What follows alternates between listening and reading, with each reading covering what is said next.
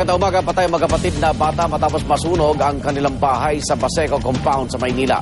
Sa hiwalay na sunog sa Las Piñas, isang batang may kapansanan at ikinadena ng kanyang mga magulang ang namatay rin. Darito ang report ni Mav Gonzalez.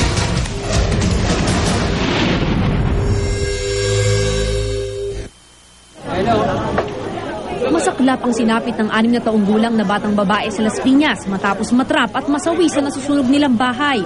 Ayon sa mga taga roon, bulag daw ang bata at kinakadena ng mga magulang. Pinabayaan din daw lamang ito sa loob ng bahay nang magsimula ang sunog. Nakatayo ka dyan, iniwan mo bago according sa mga yung container, sir. Ang sabi mo sa akin kanina, kaya niya kinakadena kasi malikot, makulit. Depensa naman ng ama-amahan nito, di nila sinadyang maiwan ang bata. Taramta na sa lakas na ng apoy. Kung eto nga, muntikan pa namin maiwan eh. Iniimbestigahan pa kung may pananagutan ang mga magulang ng bata.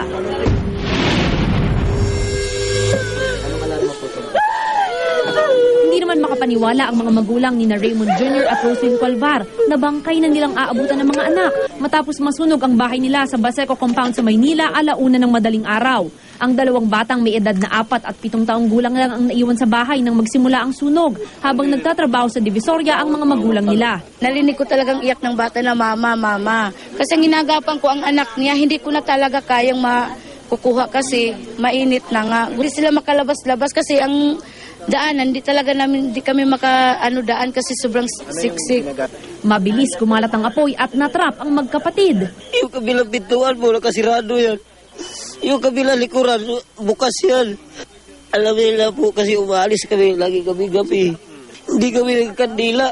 Kandila, may kurinting kandila. Nadamay pa ang katabi nilang bahay, ngunit maswerteng walang tao nang maganap ang sunog. Para sa unang balita, Mav Gonzalez reporting.